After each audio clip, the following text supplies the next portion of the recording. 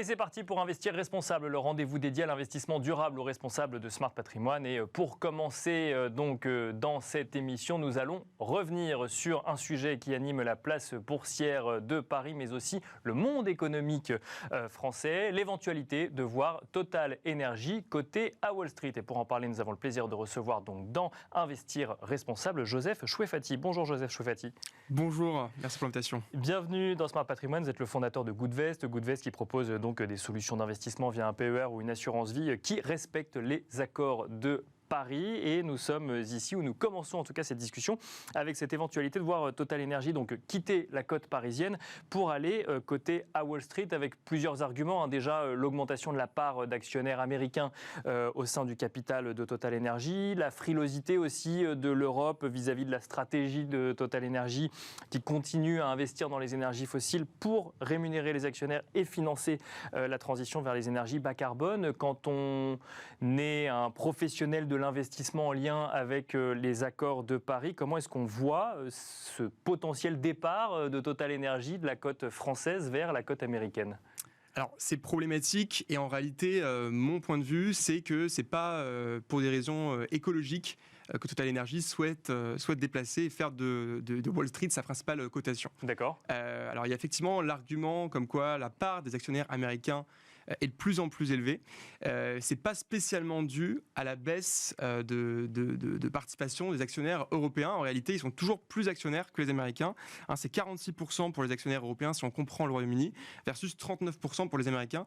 Et en réalité, c'est le reste du monde qui est passé de 10 à 4%, et donc qui a le plus vu sa participation diminuer.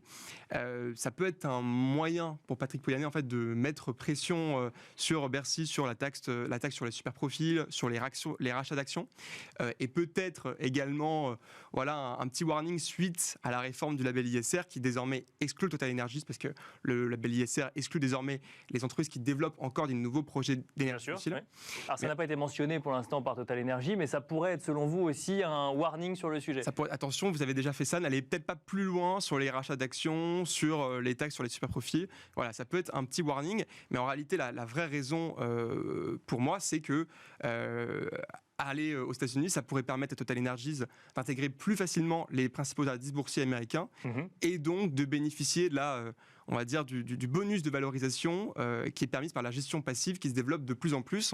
Et en fait, donc aller aux États-Unis pour avoir une meilleure valorisation que celle qu'on pourrait avoir sur une bourse européenne et de surcroît la bourse de Paris. Exactement. La raison, c'est qu'en fait, les Américains achètent beaucoup plus d'actions que les Européens et encore plus que les Français qui achètent peu d'actions. On n'a pas de fonds de pension, on n'a pas de produits d'épargne européens, même si on a une tentative avec un plan d'épargne retraite européen qui décolle pas. Et là, on nous parle d'un nouveau produit d'épargne européen.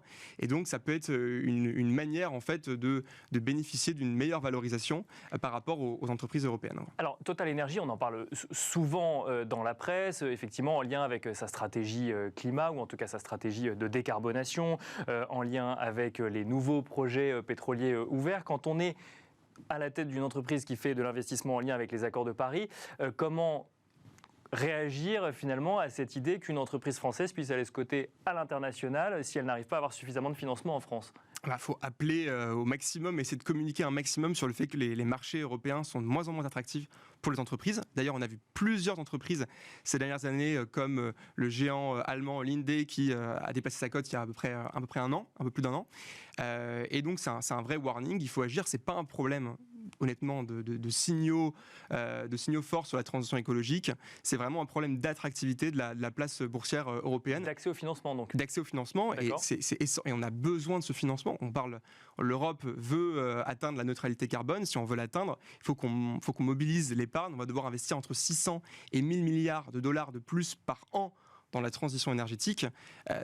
Une des manières de le faire, c'est d'avoir recours à l'épargne.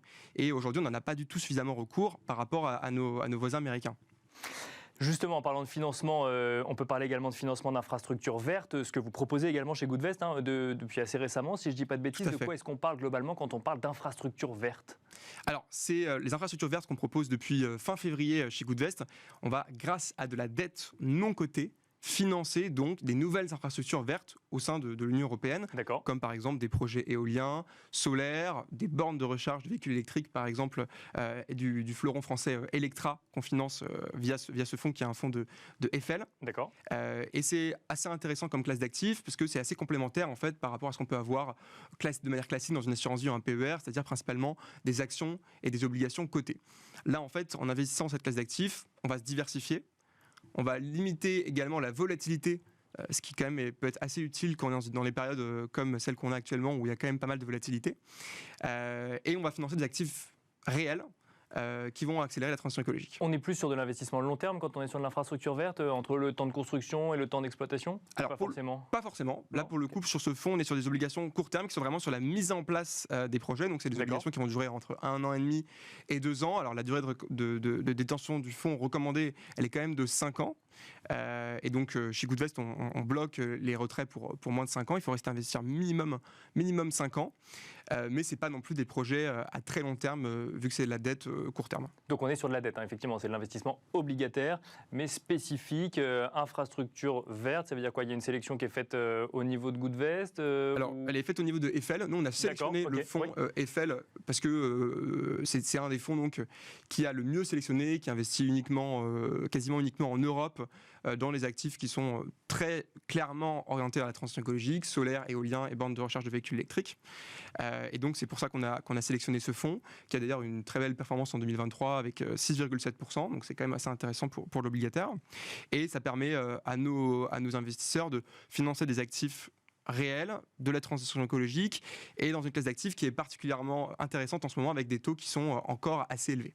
Merci beaucoup Joseph Chouefati de nous avoir accompagnés dans Investir Responsable. Je rappelle que vous êtes un des fondateurs de Goodvest. Merci beaucoup. Merci beaucoup. Et quant à nous, on se retrouve tout de suite dans Enjeu Patrimoine.